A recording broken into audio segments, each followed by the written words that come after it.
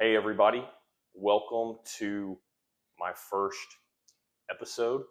My name is Darian, and I'm here because I want to help people that are struggling with alcohol addiction. Maybe addiction of any kind really can probably benefit. But if you know you're trying to make changes in your life, or even if you're already successful, but you just can't quite get over the hump because alcohol keeps holding you back, whatever the case may be. Uh, yeah, I want to help you provide guidance and knowledge and insight so you can make some positive changes in your life. And today, we're going to discuss habits at a high level, right? How do habits form? What are habits? How can we become more aware of them and make changes to them? Because if we don't become conscious of our habits, they eventually just put us on autopilot and we're just living life, without really being aware of a lot of the choices that we're making.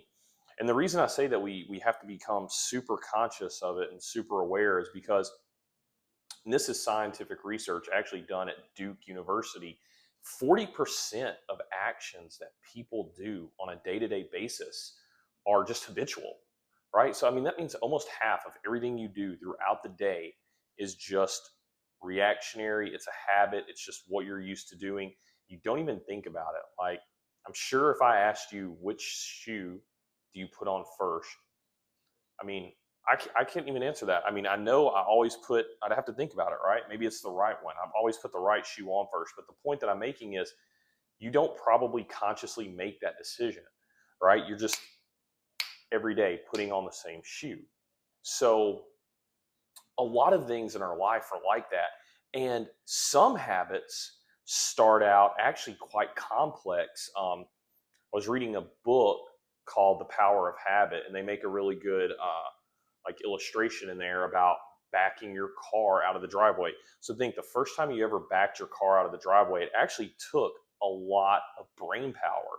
You had to check the mirrors, make sure everything was good, adjust the air conditioner or whatever, fix your seat, make sure nothing was coming either way, make sure you don't accidentally hit the trash cans. You have to do all these things, then you're slowly backing out. Now, when you get in the car to head to work, you're just running late. You just jump in, crank up the car, and just next thing you know, you're on the road. You don't even, I mean, you do all the same stuff, but you're not sitting there, you're not thinking about it. Your brain is not as involved. So it's really interesting how habits become part of our life and part of who we are. Um, so to really understand habits at a high level, basically a habit is broken down into three parts. There's a cue, then there's a routine, and then there's a reward. And we're going to get into all these parts later, but I want to tell you first about a study that was done at MIT on these rats. All right, so these scientists, they actually put these rats to sleep and they made incisions into their brain and put these little electrode devices in their brain where they could read their brain activity. It's pretty crazy that they can do that, but whatever. So they, when the mice were ready to do the experiment, basically these MIT professors, they had a little maze, a pretty simple maze, right? And there was a door in it, and it made a click sound, and then the door raised up. The rat could run through the maze, and there was chocolate down to the left, down one of the little tunnels to the left. And so the first couple of times this rat heard the click, it would start, wandering around, not really sure where to go. And basically it would spend a lot of time just sniffing around the maze. And then eventually it would discover the chocolate because this maze wasn't very big. It would discover the chocolate.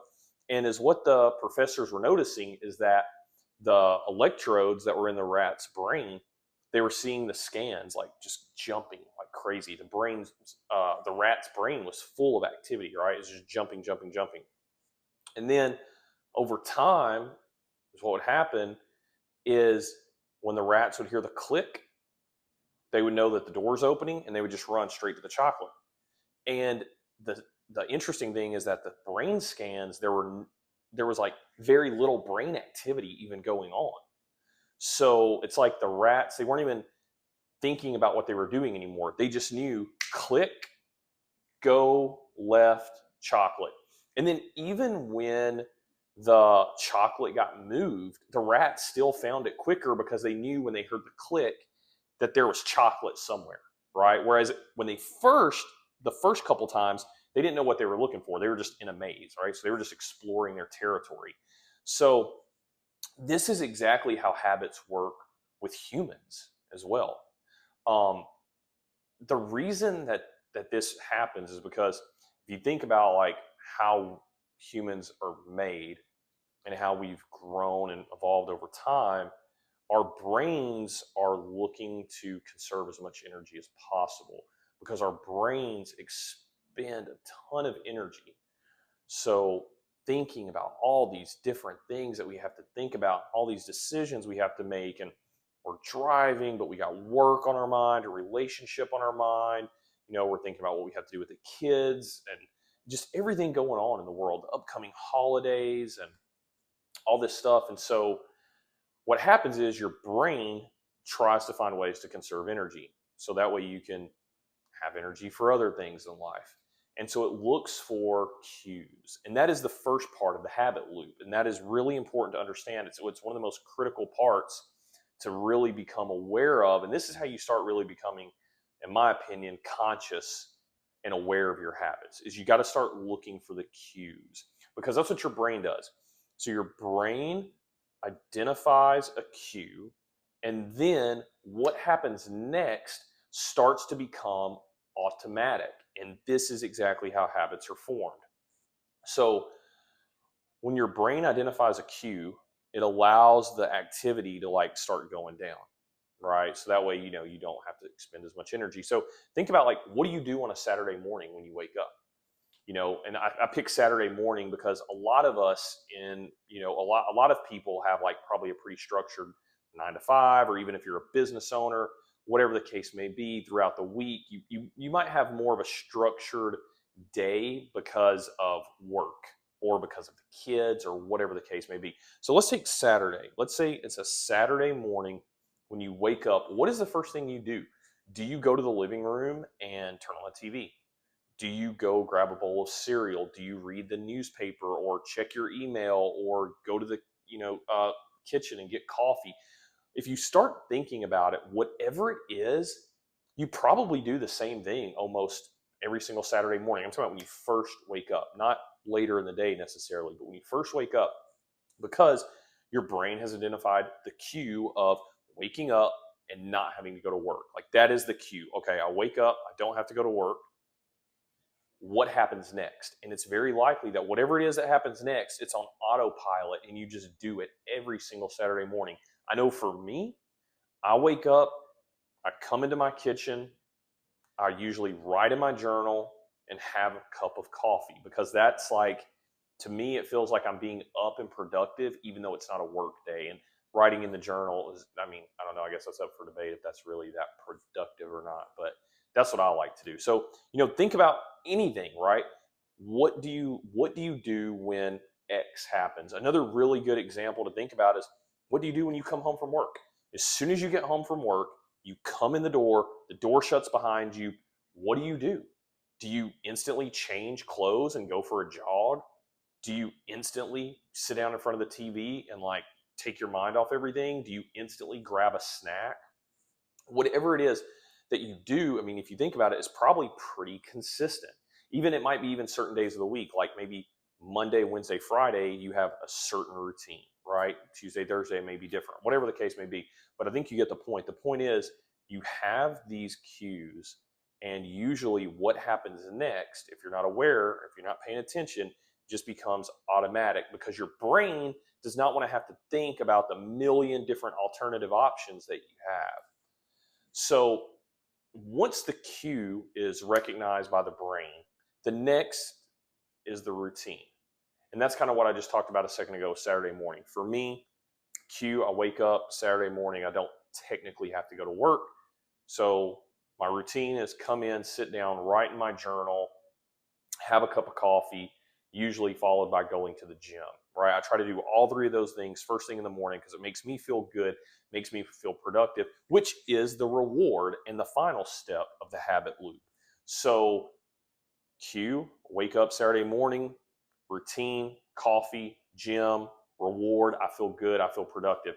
And whatever it is, I mean, whatever the cue happens, whenever the cue happens, the routine that comes next produces some sort of a reward, right? Now, thing is, your brain can't really distinguish bad habits from good habits. It's just looking for ways to conserve energy. It's not necessarily saying, oh, coming in after work and eating a donut, that's a bad habit. Let's not do that. Now, consciously, you may know that's a bad habit. You shouldn't do it, but your brain doesn't. Your brain is just like conserve energy.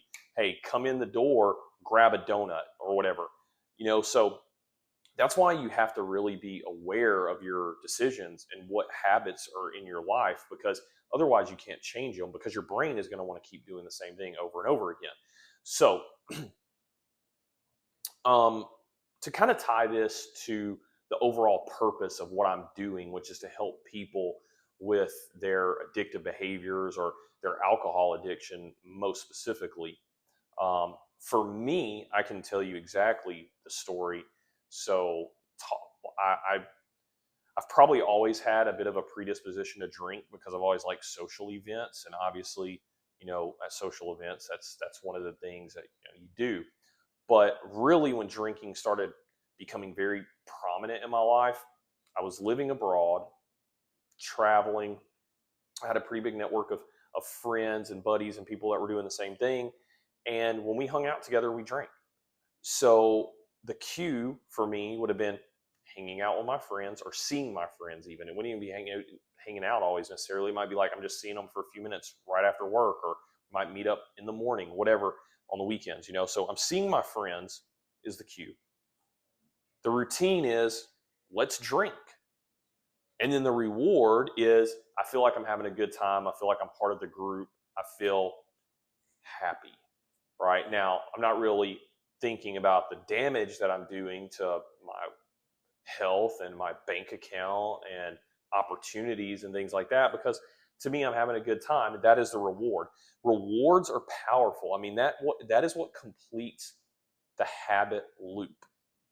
And to tie this all together even more, even after I moved back home, this is to show you like just how powerful habits are.